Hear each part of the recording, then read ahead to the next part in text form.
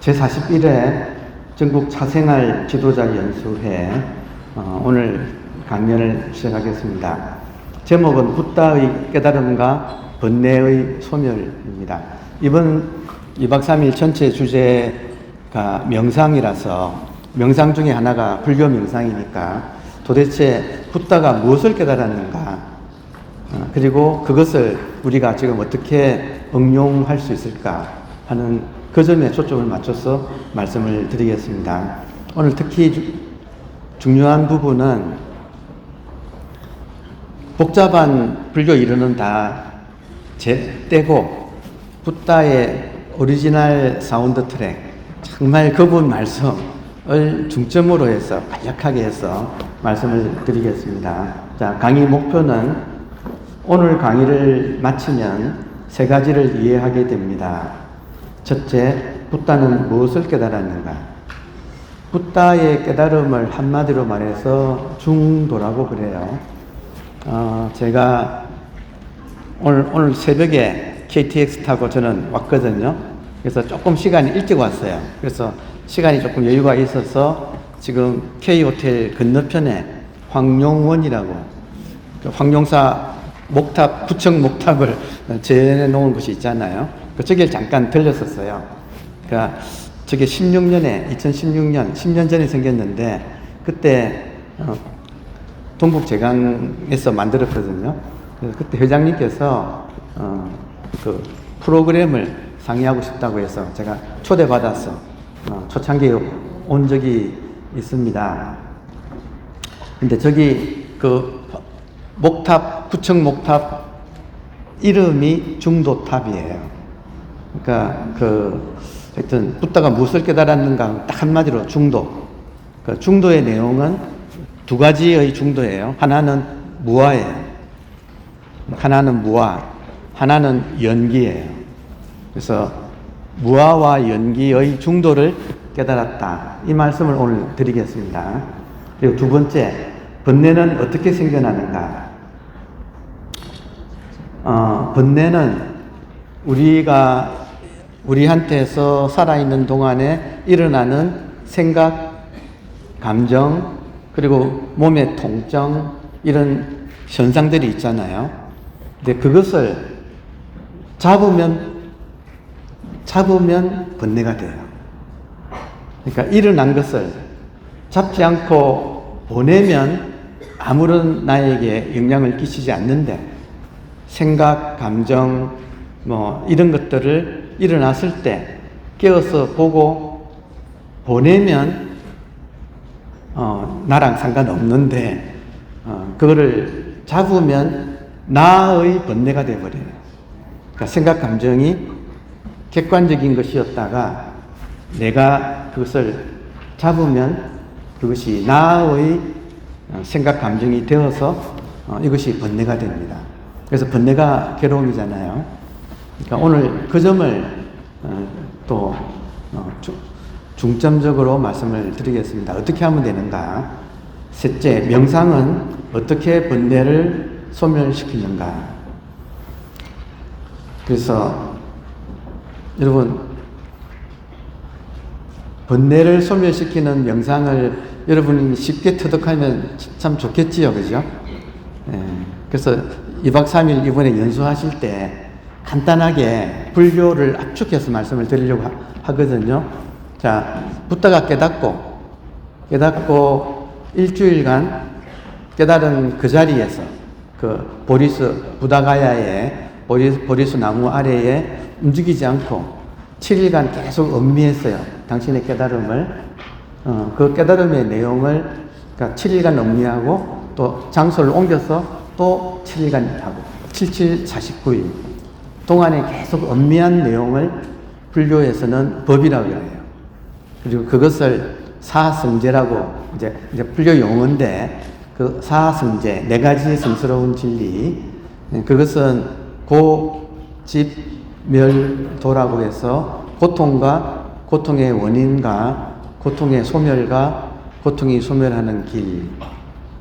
근데 그 중에 가장 핵심이 고통의 원인이에요. 고통의 원인을 붓다가 추적해 보니까 12가지 원인이 있더라. 그래서 고통이 일어나는 것이 아주 자세하게 추적을 해보니까 12가지 그 원인을 따져볼 수 있는데, 그걸 12연기라고 부릅니다. 근데 이거를 압축하면 3가지로 압축이 돼요. 12연기를 다 할 필요는 없고, 그러나 상식으로 괴로움이 왜 생기는가 할 때 이 3가지, 첫 번째는 괴로움의 발생. 그러니까 괴로움, 이게 첫 번째고, 괴로움이 왜 생기는가? 취라고 부르는데, 취착, 잡아서 집착한다는 뜻이거든요. 그러니까 우리식으로 말하면 붙잡아서 괴롭다는 거예요. 붙잡아서 괴롭다. 그러니까 괴로움, 첫 번째 괴로움. 괴로움의 1차적인 원인은 붙잡아서 괴롭다. 그리고 왜 붙잡는가? 더 깊은 원인은 무명 때문에. 그러니까 무명이라고 하는 것에서 취착, 잡아서 붙잡는 게 나오고, 취착에서 고통이 나오는 게 이 붓다가 깨달은 내용 전체예요. 그러니까 이 12연기를 자세히 풀어서 초기불교, 대성불교, 선불교, 티베트 불교 모든 교학이 여기서 나옵니다. 그래서 이걸 압축하면 첫 번째, 괴로움의 발생, 괴로움의 1차적인 원인은 취착, 붙잡는 것. 그리고 왜 취착하는가, 왜 붙잡는가? 무명인데, 무명, 무지, 어리석음, 어두움. 어두움의 내용은 안팎으로 일어나는 것이 생멸하기 때문에 실체가 아닌데, 모든 것이 생겼다가 사라지기 때문에 실체라고 할 수가 없는데 실체로 보기 때문에 붙잡는다는 거예요. 그러니까 정말 간단하고 굉장히 논리적인 거예요. 따라서 지금 시작하면서 이 3가지만 기억하시면 여러분께서 어쩌면 다 인생을 풍부히 살아보셨기 때문에 깊이 동감하실 수 있을 거예요. 그래서 이 3가지, 붓다가 뭘 깨달았는가? 괴로움의 소멸을 깨달았다. 괴로움의 소멸. 괴로움이 왜 생겼는가? 첫 번째 원인이 취착, 잡아서 집착하는 것. 그리고 왜 집착하는가? 무명 때문에. 무명의 내용은 무엇인가? 실체화라는 거예요. 일어나는 모든 것이 인연 따라 생겨서 곧 사라지는데, 이것을 실체로 고정된 실체로 착각해서 잡아서 괴롭게 된다. 이것이 정말 간단한 붓다의 깨달음의 내용이에요. 그래서 이 점만 우리가 이제 지금 주제가 명상이니까 내가 잡는구나. 자기도 모르게 집착하는구나. 왜 이제 괴로움이 오면 왜 괴롭지? 돌아보면 틀림없이 무언가를 집착할 거예요. 그리고 왜 집착하는가? 그것을 실체라고 여기기 때문에. 그래서 이 간단한 원리 하나를 조금 여러분께서 잘 이번 시간에 이해하시면 훨씬 더 삶이 좀 더 부드럽게, 명상이 따로 있는 거 아니거든요. 지금 차 드시는 그 일이 명상으로서는 100% 충분해요. 근데 거기다가 지금 이 원리 하나만 적용을 하면 차 마시는 것 자체가 최고의 명상이 될 수 있습니다. 자, 첫 번째, 1번, 명상이란 무엇인가? 오늘날 명상은 세계적인 문화가 되었습니다. 호흡 명상, 마음 챙김, 요가, 선 명상, 차 명상 등 다양한 방법이 있습니다. 그러나 붓다가 말씀하신 명상의 목적은 하나입니다. 번뇌의 소멸입니다. 그러니까 번뇌의 소멸, 모든 인간한테 공통된 주제, 번뇌의 소멸. 이것입니다. 자, 마음을 편안하게 만드는 것이 목적이 아닙니다. 스트레스를 줄이는 것이 목적도 아닙니다. 탐욕과 성냄과 어리석음을 끝내는 것이 수행입니다. 그러니까 이게 고통이고, 요 3가지를 불교에서는 상독이라고 그래요. 인간을 괴롭게 만드는 세 가지 독. 자, 이것을 끝내는 것이 목적입니다. 우리는 흔히 왜 화가 나는가, 왜 괴로운가를 묻습니다. 그러나 붓다는 먼저 번뇌는 어디에서 생기는가를 보았습니다. 그러니까 번뇌가 어디에서 어떻게 생기는가, 이거를 아주 정확하게 논리적으로 말을 할 수가 있어요. 그러니까 붓다의 가르침은 딱 여기에 초점이 맞춰져 있습니다. 그러니까 붓다의 깨달음은 번뇌의 소멸이에요. 그리고 번뇌의 소멸이야말로 모든 인간에게, 종교를 넘어서 모든 인간에게 정말로 필요한 일이다. 그게 이제 명상이 이제 그 일을 할 수 있다고 할 수 있습니다. 그 답을 가장 분명하게 보여주는 경전이, 붓다의 말씀을 직접 가져온 경전이 오늘 살펴볼 바히야경, 마두핀디카경, 일체경입니다. 요 세 가지가 붓다가 직접 하신 말씀인데, 문제는 뭐냐면, 여러분 놀랍게도 바히야경 같은 경우에 바히야라고 하는 수행자가 붓다에게 와서 질문을 하고 붓다가 답변했는데, 그 답변에서 적석에서 깨달았어요. 그러니까 초기 불교에서 도노라고 하는, 적석에서 깨닫는다고 하는 것이 실제로 일어난 가장 대표적인 예예요. 그래서 이 세 개가 전체가 다 법문을 듣는 사람이 그 자리에서 깨닫게 만드는 경이에요.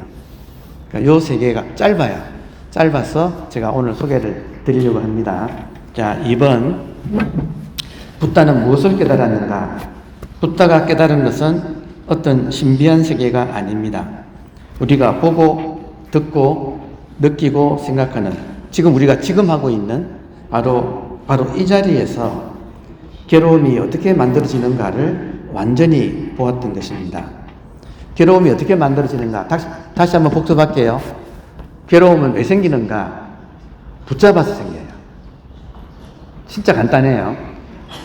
여러분이 괴로울 때 왜 괴롭지 하시면 무언가를 딱 잡고 있어요. 일어난 생각, 감정, 이런 것들을 잡아요. 그래서 괴로워요. 근데 왜 잡는가? 일어난 것을 실체인 줄 착각했어요. 이때 착각은 상방향이에요. 붓다가 발견한 것은 괴로움은 붙잡아서 생기고, 붙잡은 것은 실체화했기 때문에 붙잡는데, 이 실체화는 상방향이더라. 하나는 대상을 실체화하는 거고, 또 하나는 붙잡는 자기를 또 실체화하는 거예요.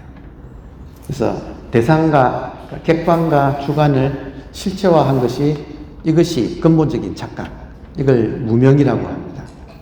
그 내용을 조금 이따가 조금 더 자세히 말씀드릴게요.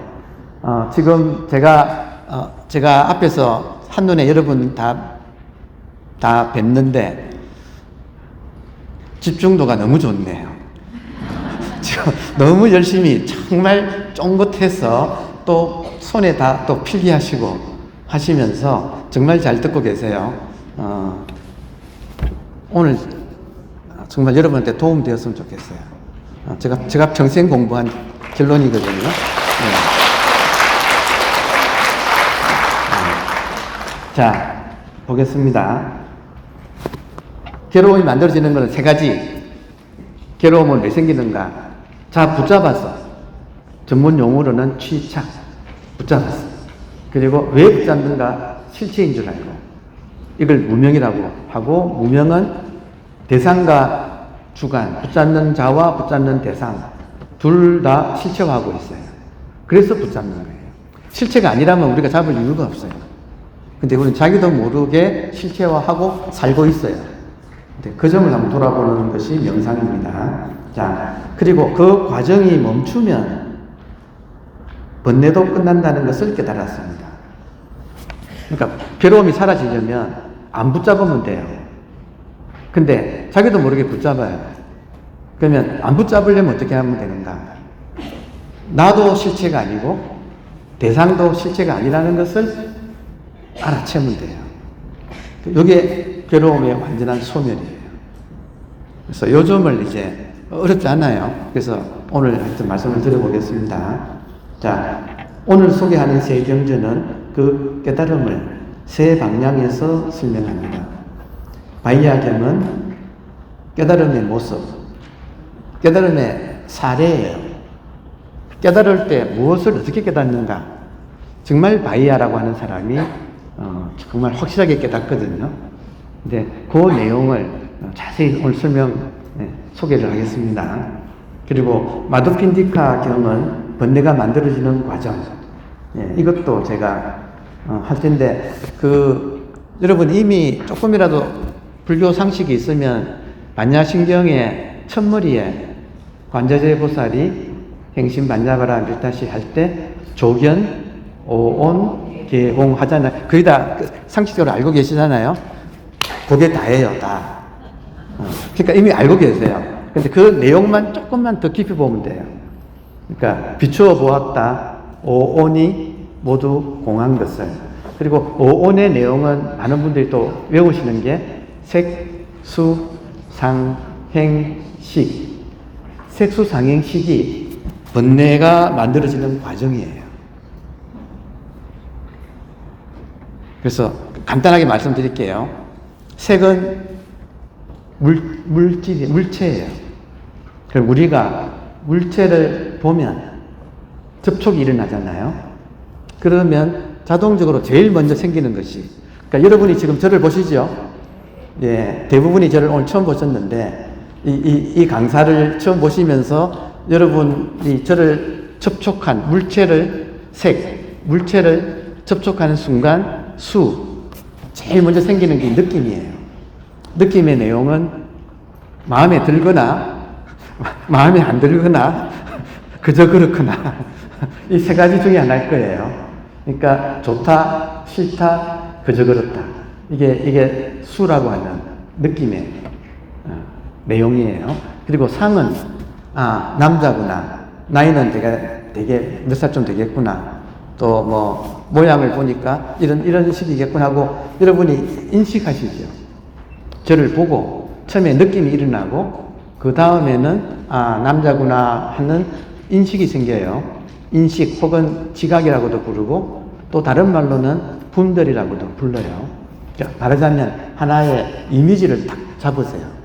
저를 보시고 처음에 느낌, 두 번째는 이미지 포착. 그러니까 이거를 상이라고 불러요. 그러니까 색, 수, 상. 그리고 이미지가 포착되면 파악이 되잖아요. 상대가. 그러면 행이 나오는데, 행은 뭐냐면 생각이 움직이기 시작해요. 오늘 저 강사가 하는 말이 얼굴 보니까 그래도 공부한 티는 좀 나니까 한번 무슨 공부를 했는지, 무슨 말 하는지 오늘 한번 귀담아 들어볼까 하면서 생각이 움직이는 거. 행이란 것은 생각이 움직이기 시작해요. 그리고 그것이 습관적으로 생각이 정폭돼요. 그래서 생각이 한 번으로 안 끝나고 꼬리에 꼬리를 무는 것을 움직일 행자가 생각이 움직이는 거예요. 그러다가 식은 이제 그것이 조금 더 커지면 붓다는 사람들이 실물보다도 그 생각이 너무 많아지면 망상을 일으키게 된다. 그 생각이 부풀어지면 그것이 생각의 정폭이 오해를 불러일으키기가 쉽다. 실물을 있는 그대로 안 보고 과거의 기억이나 이런 걸 덧붙여가지고 오해를 하게 된다. 그러니까 그거를 이제 망상이라고 불렀어요. 그래서 번뇌 망상은 이런 식으로 생겨요. 여러분, 생각이 어떻게 생기는가? 간단해요. 접촉하고 느낌이 생기고 느낌이 이미지를 하나 만들어내고 그 이미지에 따라서 생각이 움직이기 시작하고 그리고 망상이라는 게, 오해라는 게 딱 생기는 거예요. 그래서 이게 번뇌망상이 생기는 거. 진짜 간단한 거예요. 그래서 여러분이 이미 알고 계시는 오온, 색수, 상행, 식이 바로 한 인간에게 이 망상이 생겨나는 과정을 이야기하고 있어요. 이미 여러분 다 알고 계세요. 근데 그것이 그것인 줄만 알는데 그 내용이 마두핀디카 경의 내용이에요. 다음에 일체경이라고 하는 세 번째가 있는데 일체경은 수행하는 자리를 보여줍니다. 그러니까 이게 수행하는 자리를 보여준다. 이게 무슨 말이냐면, 여러분이 지금 저를 보시잖아요. 이 현장을 떠나서, 여러분, 지금 이 현장을 떠나서 다른 현실은 생각 속에서만 가능하다.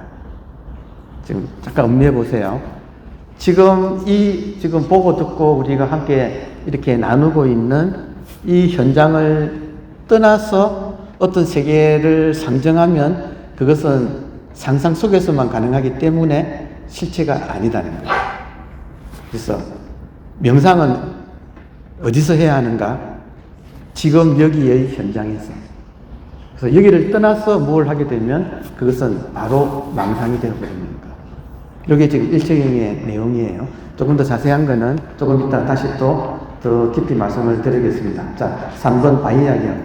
여러분, 바이야경 하나만, 이게 너무 경이 짧으니까 하나만 여러분이 듣고 가셔도 정말 좋을 것 같아요. 정말 좋을 것 같아요. 예. 자, 바이야라고 하는 수행자가 있었습니다. 자, 바이야라고 하는 수행자가 있었는데, 하루는, 이분은 굉장히 겉모습이 거룩해가지고, 수행자 모습이 아주 옅법해서 많은 사람들이 공양을 올리는 분이에요. 자기가 내가 어느 정도 수행이 되었나 하고 궁금해 했어요.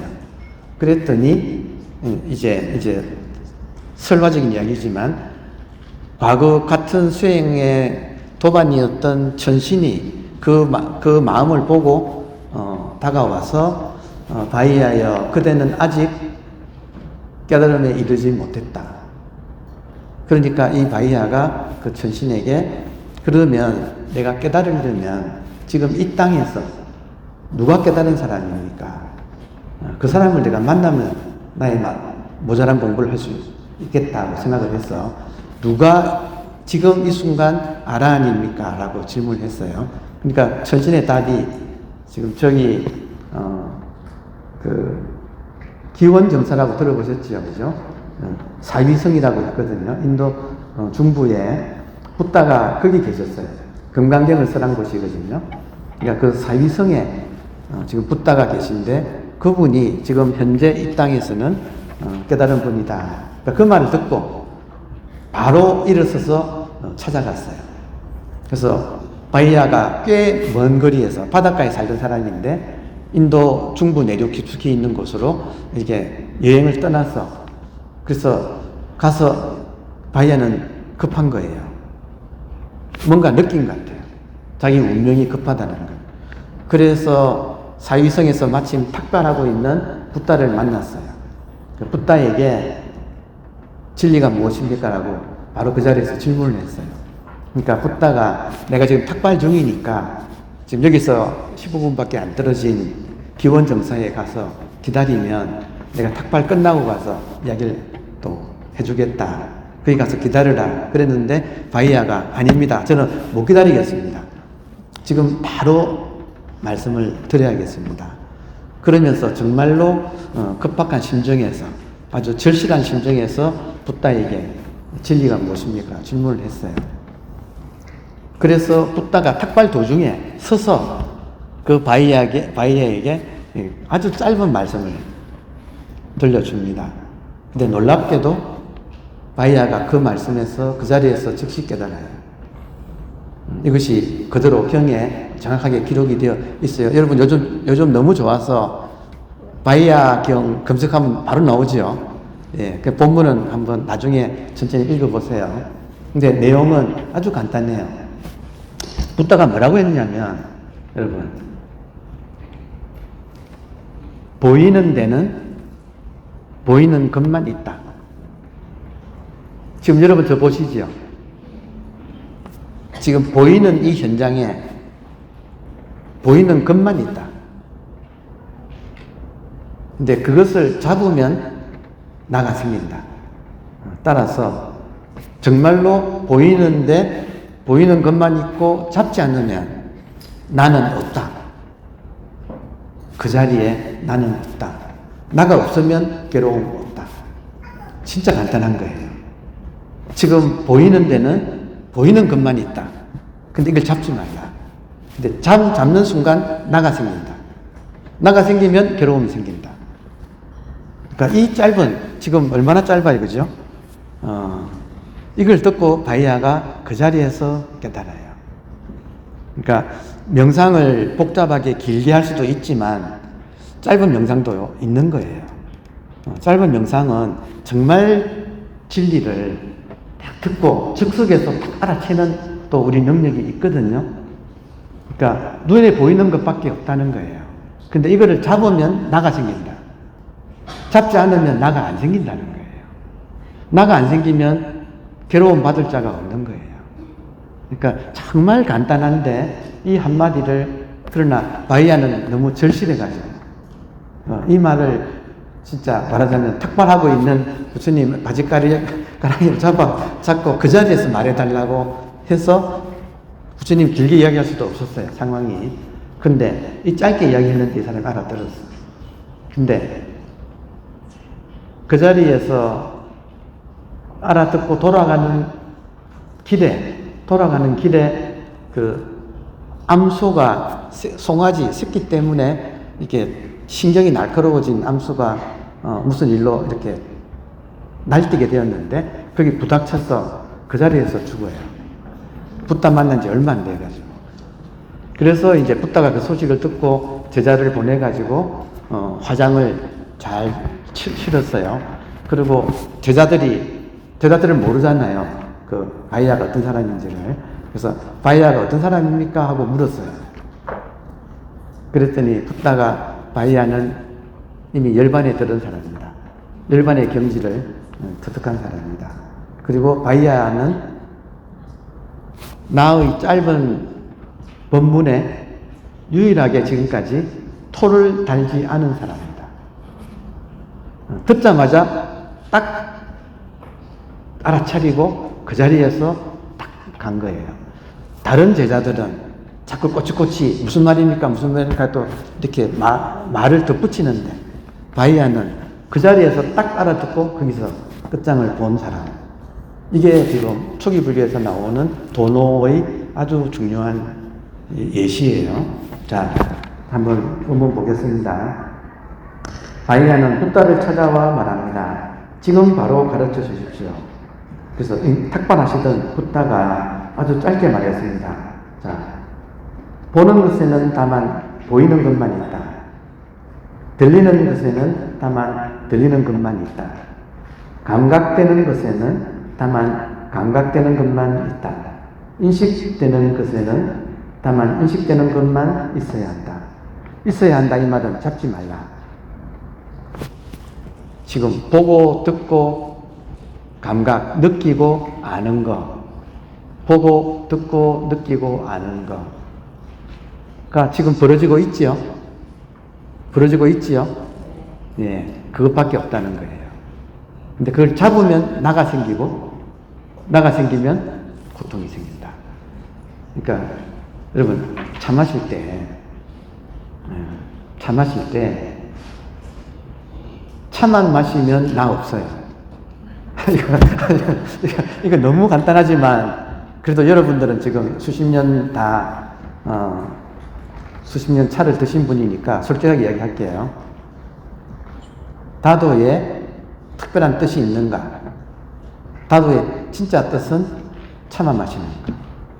차만 마시면 생각이 붙지 않고 생각이 없으면 나가 없어요. 그게 삼매예요. 그게 괴로움 없어요. 그러니까 정말 차에 경지가 있다면 차만 마시는 거죠. 근데 이게 얼마나 어렵다는 것은 여러분이 절실하게 아마 느끼실 거예요. 아마 보통 사람은 이 말 무슨 말인지 모를 거예요. 근데 이렇게 오랫동안 차 마신 분들은 다도란 무엇인가? 다만 차 마시는 일이라는가? 근데 이것이 얼마나 어렵다는 것을 여러분은 아실 거예요. 지금 그 이야기를 지금 하고 있는 거예요. 그러니까 이것이 퍼져나가면 인생이 그렇다는 거예요. 모든 사람이 인생의 뜻을 찾는 거예요. 인생은 그냥 인생일 뿐이에요. 뜻이 없는 게 진짜 뜻이에요. 근데 거기서 인간의 자유와 해방이 있다는 그런 메시지예요. 자, 그리고 이어질 말씀입니다. 그러니까 보이는 데는 보이는 것만 있다. 잡지만 않으면 거기에 그대는 없다. 잡지 않으면 거기에 그대는 없다. 이것이 괴로움의 소멸이다. 그러니까 불교의 깨달음이 거창한 것으로 많이들 이야기하지만 붙다는 그런 것은 없다는 거예요. 다만 지금 경험하는 것밖에 없다. 근데 경험하는 여기에 잡지만 않으면 주관 객관이 다 실체가 없어져서 고통의 완벽한 소멸이 일어난다. 그러니까 이걸 진짜로 하는 것. 그러니까 이게 지금 명상의 극치예요. 예. 자, 이 한마디가 불교 전체를 관통합니다. 보는 것은 있습니다. 그러나 보는 자는 없습니다. 자, 해볼까요, 여러분? 이거 간단해요. 자, 아주 간단한 명상 해보십시다. 저 보입니까? 네. 예. 저 보는 것이 뭐지요? 그러니까 지금 나 하시고 마음 뭐 이런 이 답이 나오잖아요. 지금 보는 것이 무엇입니까 할 때 보기만 하시고 생각을 일으키지 않으시면 보는 것이 잡을 수가 없습니다. 이게 붓다의 깨달음이에요.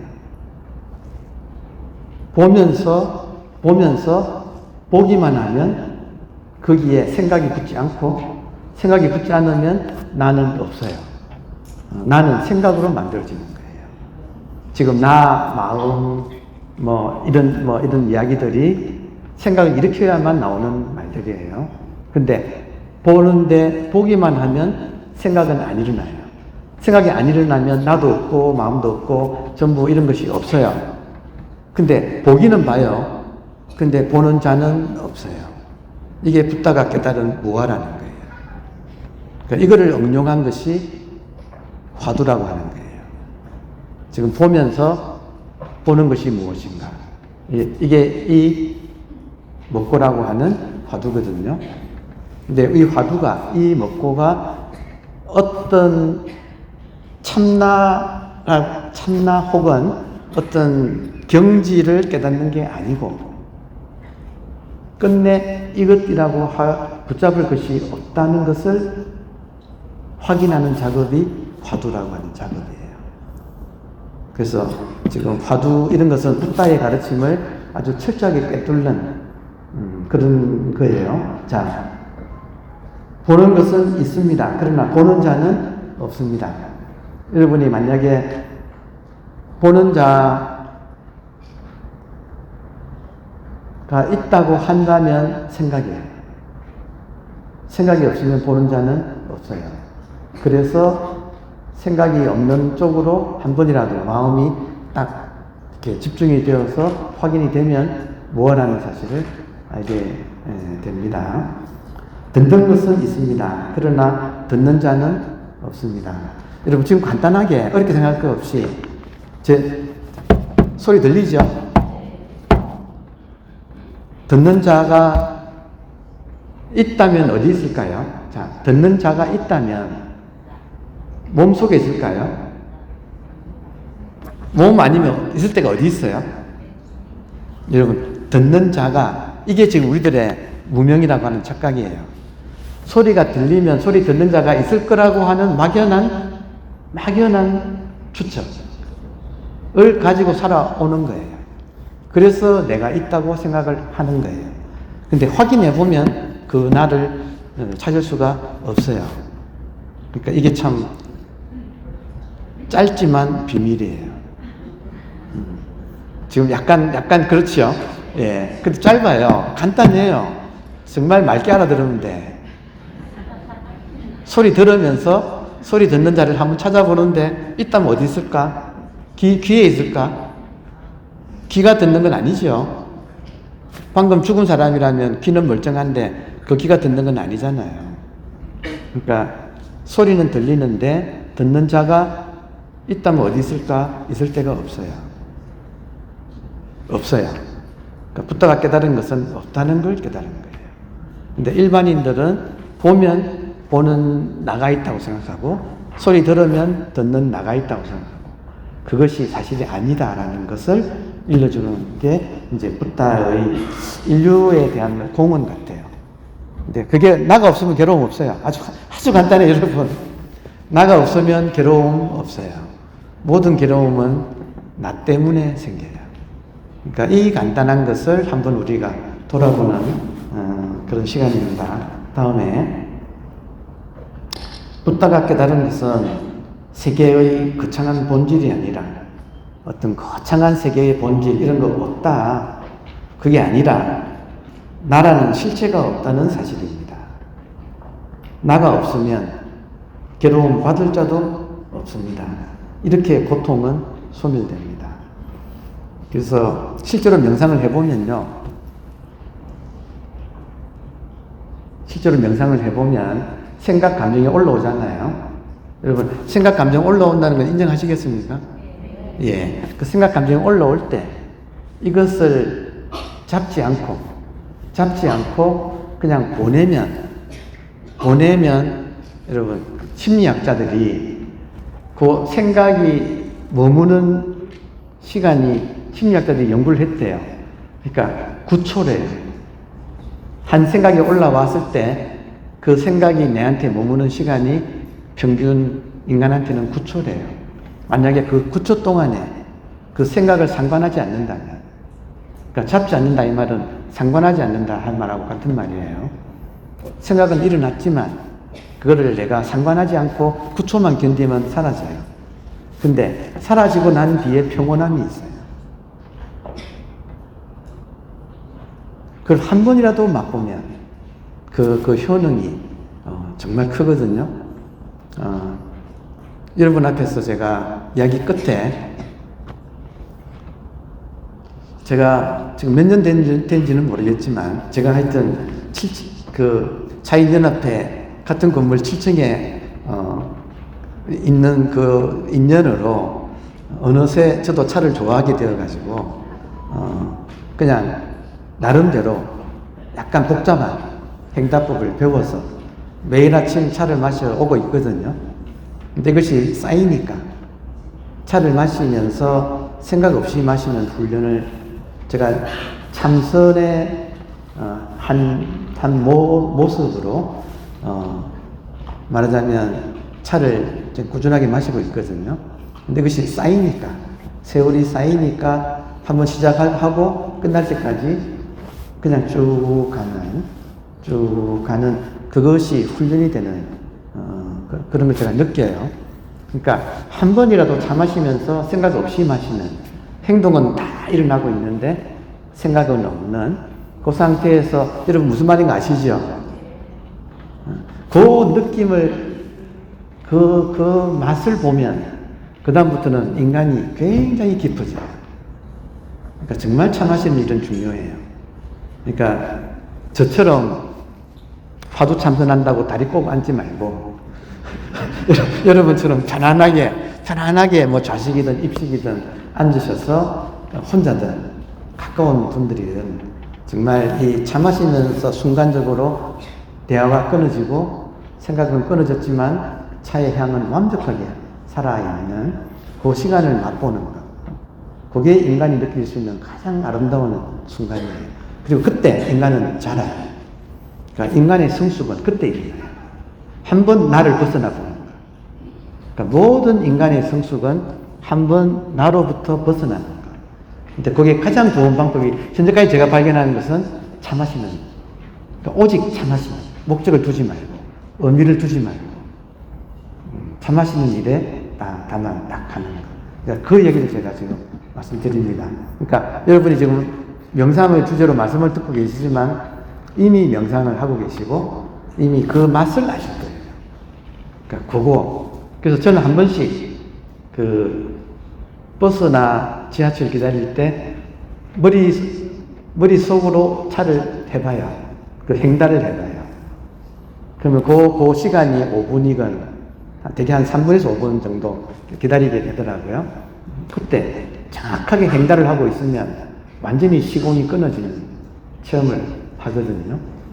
그러니까 이거 지금 무슨 말인지 아시죠? 그죠? 그러니까 지금 여러분이 하시는 일이 정말 귀한 일이라는 거죠. 그게 전 국민이 하면 정말 좋을 것 같아요. 그래서 여러분 존경합니다.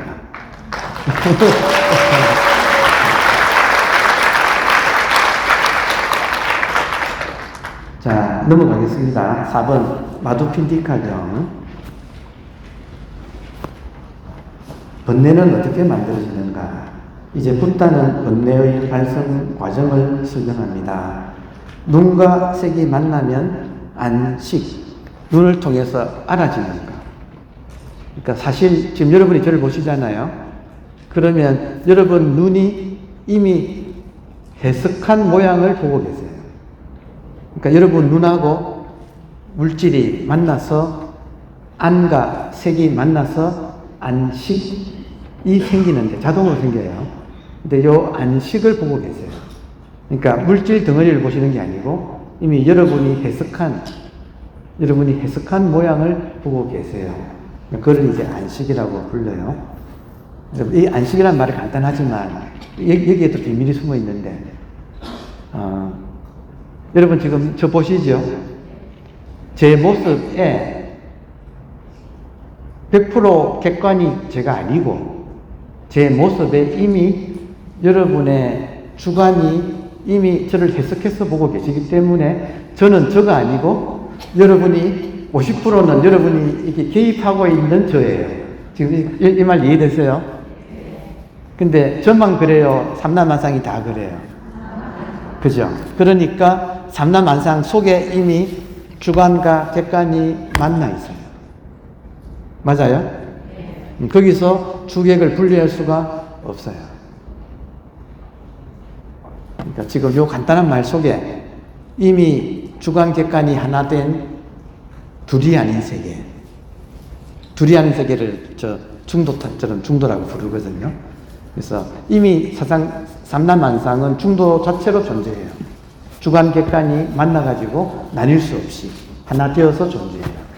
그러니까 이거를 따로 다시 깨달을 건 없다는 거죠. 본래 그렇다는 거죠. 그러니까 지금 그런 말도 여기에 숨어 있습니다. 자, 아까 말씀드린 것처럼 여기서 접촉이 생깁니다. 접촉이 생긴 것을 오온에서 색이라고 하고요. 색을 만나서 접촉이 생기고 다음에 느낌이 수예요. 색수상행식에서 느낌이 생깁니다. 다음에 지각이 생깁니다. 상이 생깁니다. 그러니까 색, 수, 상 그리고 생각이 생깁니다. 그 생각이 움직입니다. 이것이 행이고 생각이 정복되면 희론, 붓다는 이제 희론이라고 불렀는데 망상이 생기는 거예요. 그러니까 요게 괴로움이 됩니다. 그러니까 지금 괴로움의 발생학.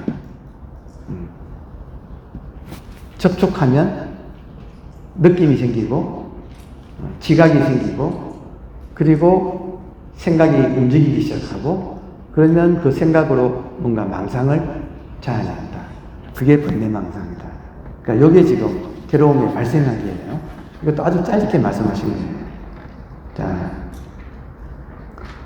희론이란 생각이 끝없이 정식되는 것입니다.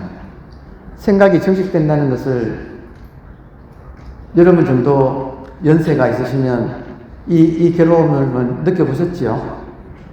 가끔 가다가 밤에 깼는데 잠이 안 와. 그때 정말 생각이 꼬리를 물고 오는 게 그때 이제 불면증이라고 하는 심각한 괴로움이 생기잖아요. 그러니까 그게 하나의 우리는 지금 습관이 들어있다는 거죠. 그러니까 그 습관을 끌어내는 제일 좋은 방법 중에 하나가 생각 없이 차 마시는 거예요. 그러니까 생각 없이 차 마시는 것이 익어지면 이런 것들이 많이 잡아져요. 자, 희론이란 생각이 끝없이 정식되는 것입니다. 누군가 나를 한번 바라봅니다. 사실은 쳐다본 것 하나뿐입니다. 그런데 마음은 말합니다. 왜 보지? 나를 싫어하나? 무시하나? 예전에도 그랬는데 하고 생각이 따라붙죠. 붓다는 다른 데서 이렇게 말했어요. 첫 번째 생각 일어나는 것은 피할 수 없다고 했어요. 이것을 첫 번째 화살이라고 불렀어요. 근데 그 생각을 시비하는 다음 지금 제 말 이해되세요? 생각, 감정이 올라올 때 그것을 좋다 나쁘다 하는 다음 생각, 두 번째 생각, 그러면 또 생각이 또 붙고 해가지고 희한하게 사람은 첫 번째 화살로 안 끝나고 두 번째 화살, 세 번째 화살을 맞는다. 붓다도 첫 번째 화살은 피할 수 없지만 두 번째 화살은 피할 수 있다. 그러니까 조금만 이런 원리를 알고 신경을 써서 자기를 관찰하기 시작하면 두 번째 화살을 피할 수 있다. 생각의 정식을 피할 수 있다. 어떻게 하면 일어난 생각을 잡지 않느냐.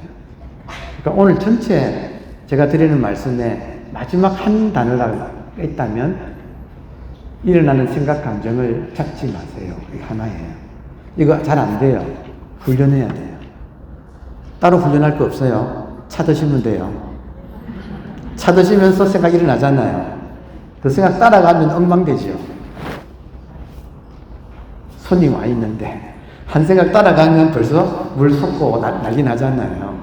그러니까 이 따로 훈련이 있는 게 아니고 차 마시면서 생각은 일어나요. 근데 딱 알아채고 안 따라가는 거. 다시 집 돌아오는 거. 그러니까 이것이 최고의 명상이에요. 여러분 다른 명상은 없어요.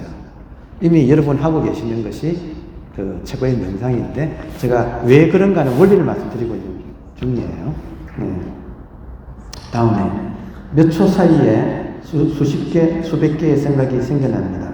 자, 괴로움은 사실에서 생기는 것이 아니라 생각의 정식에서 생깁니다. 그러니까 사실에서 그치면 괴로움은 안 생겨요. 근데 사실에서 안 그치고 생각이 따라 붙으면서 정복되면서 생각에 감정이 붙어가지고 이게 이제 회오리가 되는 거죠. 그래서 괴롭게 되거든요. 자, 다음에 붓다는 이 과정을 정확하게 보았습니다. 자, 화두는 잠깐 소개할게요. 화두는 어디를 겨누는가? 한국의 대표적인 명상법인 가나서는 바로 이 희론을 끊습니다. 그러니까 이 먹고 할 때 누가 듣는가? 한번 해볼까요? 자, 화두라고 하는 한국의 명상법이 있어요. 간단하게 해볼게요. 여러분, 제가 한국 가나선 연구소 소장이에요. 그래서 제가 20년간 가르쳐 봤어요. 화두 참선을. 그러니까 진짜 간단하게 1분 안에 소개를 해볼게요. 제가 여러분 하면 답변해 보세요. 여러분, 자, 조금만 다시 큰 소리로 여러분, 자, 질문입니다. 예한 것이 무엇입니까? 이게 이 먹고라는 질문이에요. 예한 것을 이것이다 그래요. 그럼 지금 여러분하고 제가 면대면으로 보고 있잖아요. 그러면 제가 예한 것이 뭡니까? 라고 물으면 틀림없이 지금 여러분이 하셨던 것처럼 내가 합니다.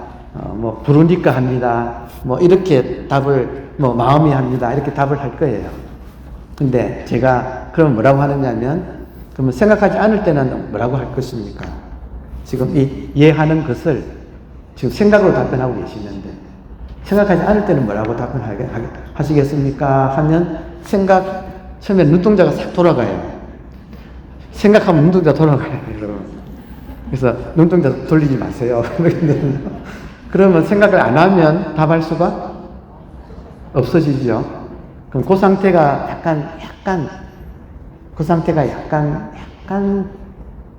젊은이들이 대화하다가 대화 끊어진 것을 젊은이들은 아이스라 부르거든요. 그래서 그것이 불편하니까 아이스 브레이킹을 해요. 근데 딱 대화가 끊어진 그 상태. 여러분하고 저랑 대화하는데 제가 여러분이 제가 예한 것이 뭡니까? 납니다. 나는 생각이니까 생각하지 말고 답변해 보세요. 하면 여러분 차례죠. 근데 여러분이 답변할 수가 좀 어려워요. 그 상태를 아이스라고 부를 수 있어요. 네, 그 상태가 무명이에요. 그 상태가 말할 수 없는 상태. 이게 어떤 정신적인 벽이 막힌 듯한 느낌. 약간 답답해져요. 그러니까 그 상태가 정확하게 무명이에요. 제가 이 무명을 제가 화두참선 연구하기 전에는 서울농대에 계셨던 적응국민운동 본부장 하셨던 유달령 선생님이라고 계신데 아마 연세 있는 분 좀 아실 거예요. 적응국민운동 본부장 하시고 지금은 돌아가셨어요. 근데 그분께서 사제를 출연해서 성천문화재단을 만들고 동서인문고전 아카데미를 운영하셨어요. 거기에 또 북마고들인 시인 구장 선생님 다 돌아가셨어요. 그리고 철학자인 안병주 선생님, 또 서울대 김태길 교수님, 지금 아직도 살아계신 연세대 김영석 교수님. 네. 김영석 교수님은 저도 지금도 재단 이사인데 지금도 이사세요. 지금 107세인가 8세인가 하시잖아요. 이사회 때마다 만나거든요. 그러니까 그런 분들하고 함께 고전학교를 운영하셨는데 제가 실무 책임자였어요. 그 학교에 20년간 고전교육을 해봤는데 인간이 고전교육의 결과 20년을 해보니까 한국 최고의 과목의 최고 강사를 모시고 대학원 과정으로 교육을 했는데 20년 하고 난 뒤에 결과가 나오더라고요. 결과는 뭐냐면 인간은 안 바뀐다. 교양은 쌓이지만 속은 안 바뀐다. 그리고 제가 보니까 왜 안 바뀌는가? 모든 교육은 의식 차원에서는 효과가 있는데 무의식 차원에서는 이게 교육이 안 들어가요. 근데 인간의 모든 문제는 무의식에 있어요. 그래서 저의 문제의식이 뭐냐면 무의식의 밑바닥에 잠겨있는 인간의 오래된 습관, 이걸 이제 불타는 무명이라고 불렀거든요. 근데 이 고집, 인간마다 가지고 있는 이 진짜 변하기 어려운 고집, 이거를 어떻게 변화시킬까? 그분들의 모토는 의식교육인데, 저의 결론은 의식교육으로는 안 되는구나. 무의식 교육을 해야 되는구나. 그러면 무의식 교육을 어떻게 해야 할 것인가? 동양에서는 전통적으로 무의식 교육을 도라고 불렀어요. 무의식 교육의 가장 좋은 방법이 다도예요. 그러니까 지금 진짜 다시 또 여러분들이 하시는 일이 인간을 바꾸는 일이에요. 근데 문제는 제가 관심 있었던 게 뭐냐면 모든 이런 단상에서 하는 강단 교육은 의식 차원에서 놀지 밑으로 못 들어가요. 그럼 밑으로 들어가려면 무의식으로 들어가야 되는데 한국에서 무의식에 뛰어드는 모습을 가장 대표적으로 보이는 게 심청전이에요. 심청이 뛰어드는 인당수가 무의식이에요. 무의식이 우리 가슴에 있는 이 지금 답답함이에요. 그러니까 이게 지금 무의식인데 심청이가 뛰어들잖아요. 그러니까 뛰어들어서 어디 가지요? 인당수 밑에 뭐가 있죠? 용궁이 있고 심청이 들어가는 방은 수정궁이거든. 근데 거기에 수정궁 들어가기 전에 모든 사람이 이 무명이라고 하는 인당수, 깊은 인당수에 거친, 아주 차갑고 거친 막 소용돌이 치는 공간, 그게 무명이거든요. 그러면 무명을 교육시키려면 무명하고 만나야 돼요. 여러분, 인간이 어떻게 하면 무명하고 만날까요? 그러니까 이런 강단 교육으로는 무명하고 만날 수가 없어, 인간이. 일상에서는 자기 무명하고 맞닥뜨릴 기회가 진짜 없어요. 근데 이걸 바꾸려면 들어가야 돼. 어떻게 들어가는가? 해보십시다. 답하세요. 여러분. 이해한 것이 뭡니까? 이 질문 앞에 딱 쓰면 꽉 막히고 답답해 와요. 이게 정신의 벽이에요. 이게 유명이에요. 그래서 이 답답함을 뚫는 게 이제 화두참선이에요. 그러니까 원리는 진짜 간단한 거예요. 모든 문제의 근원은 무명이라고 하는 거. 무의식에 있는 오래된 습관. 그럼 이거를 어떻게 내가 한번 이 벽을 뚫는가? 그래서 이 질문에 딱 1대1로 답하려고 하면 바로 무명하고 만나요. 눈앞에 벽이 딱 서요. 답답해져요. 근데 그거를 집중해서 뚫는 거예요. 이게 지금 화두라고 하는 세계예요.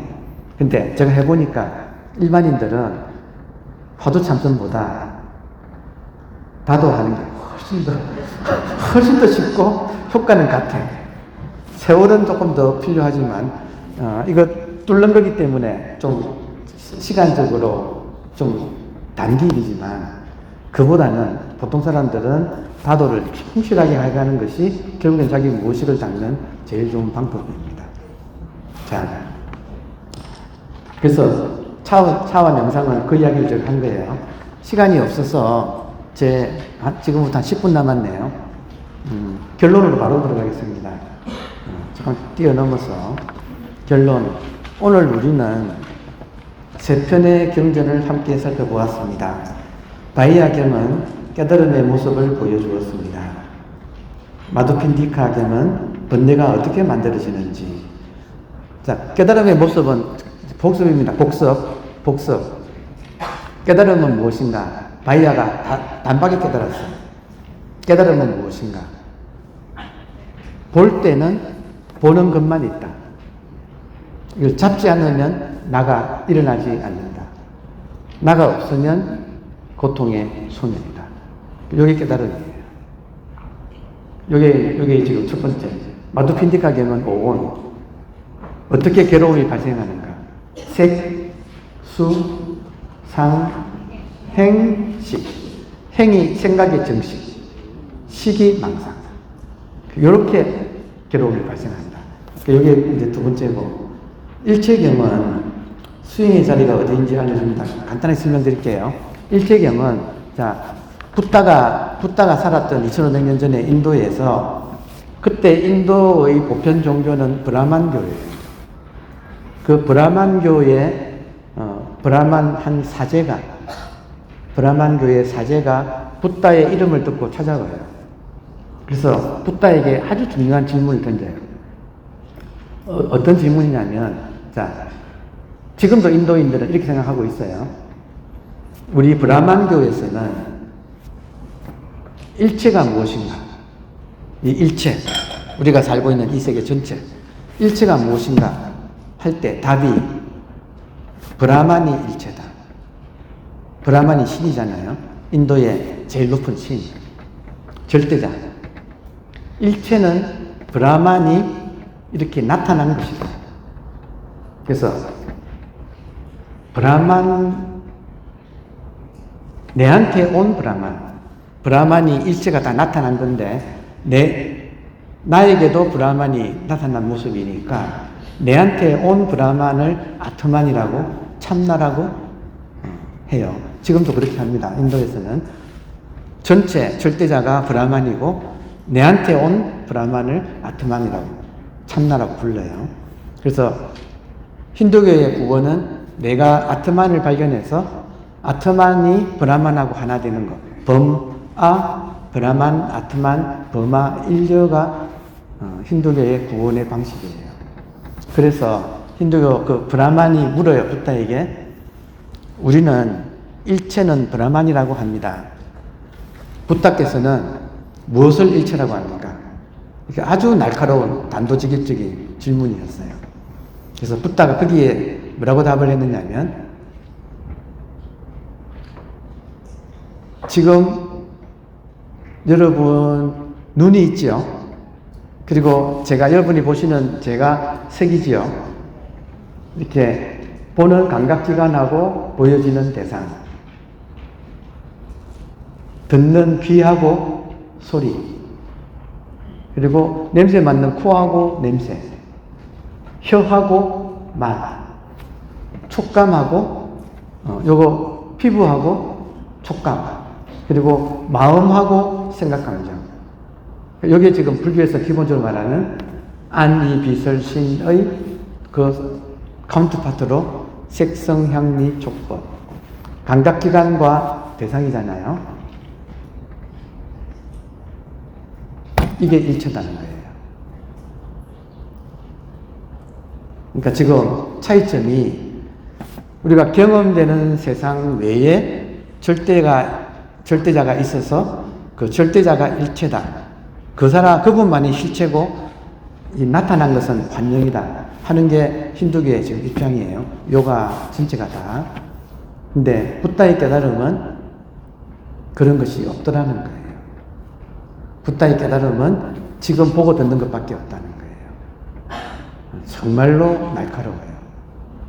그래서 그 일체경이란 말도 여러분 나중에 지금 오늘 소개드린 마이야경, 마두핀디카경, 일체경은 여러분이 그냥 바로 검색하면 그 원문이 바로 나와요. 그러니까 나중에 보시면 돼요. 너무 간단 명료해요. 근데 명상은 복잡하지 않아요.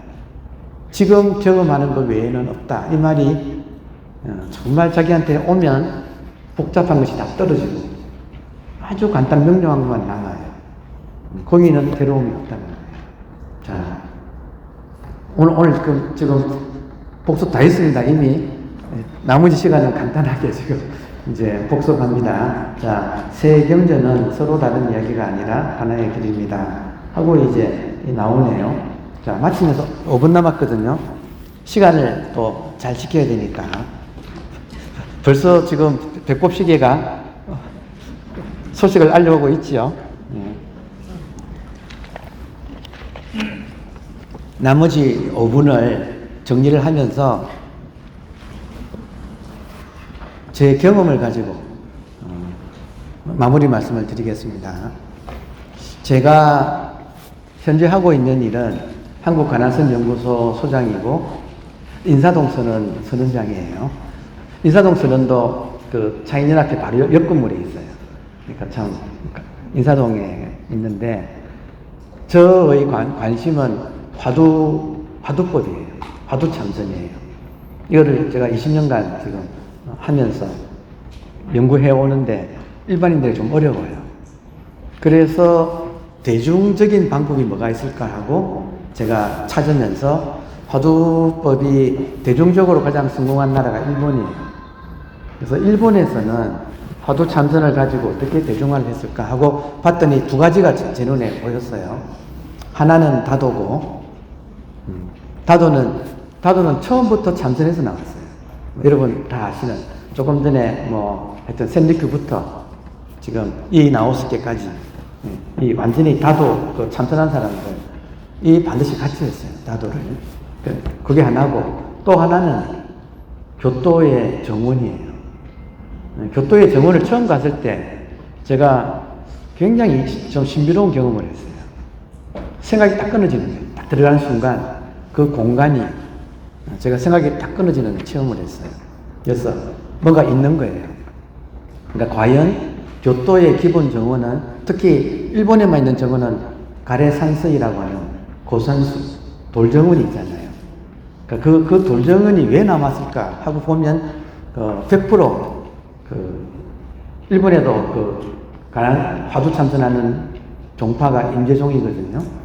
교토의 임재종 사찰에 깨달은 사람인 방장 스님의 정원 앞에서만 이 돌정원이 있어요. 그러니까 그 돌정원 자체가 깨달음의 표현이라는 말이죠. 그래서 여러분도 잘 아시겠지만 용안사의 정원이 가장 완성된 모양이에요. 교토에. 근데 그것이 처음부터 그렇지는 않아요. 그래서 제가 가보고 교토 정원을 한번 제가 방편으로, 이 명상의 방편으로, 거기 가면 사람들이 다 앉아 있어요.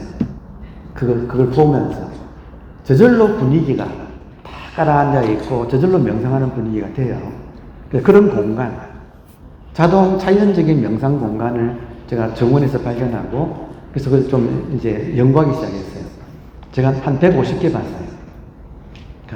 한 10몇 년 동안 교토를 시간만 나면 가서 그 정원을 특별하게 이렇게 봤는데, 처음에는 저한테 정원이 화두였어요.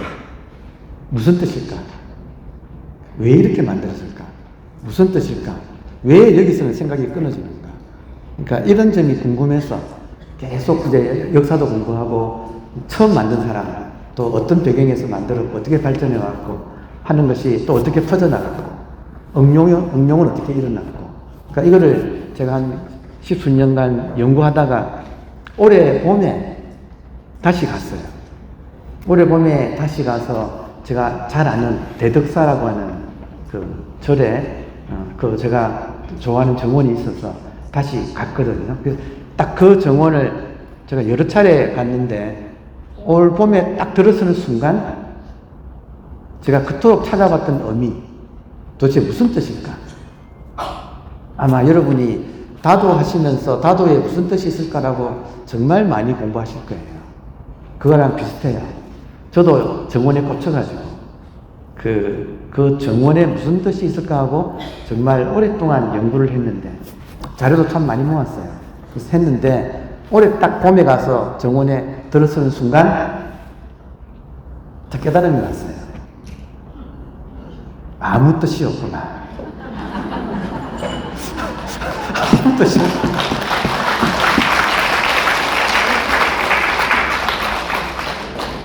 의미는 내가 만들어 붙인 거구나. 그러니까 처음 만든 사람도 사람마다 걸려들라고 의미를 찾으라고 걸려들라고 그걸 만들었지 않았을까. 아무 뜻이 없는 거예요. 이게 명상의 세계나 이걸 넓히면 인생도 그래요. 사람마다 인생에 의미 붙여가지고 그렇게 의미를 찾아가지고 평생을 의미를 찾아서 하는데, 여러분 어느 정도 나이가 되어 보면 시절 인연을 만난 문득 알잖아요. 아무 의미가 없다. 그런데 됐다. 아무 의미가 없는데 그것으로 족하다. 거기서 지금 명상이라는 것이 완성되는 것 같아요. 시간 딱 맞췄죠? 네. 감사합니다.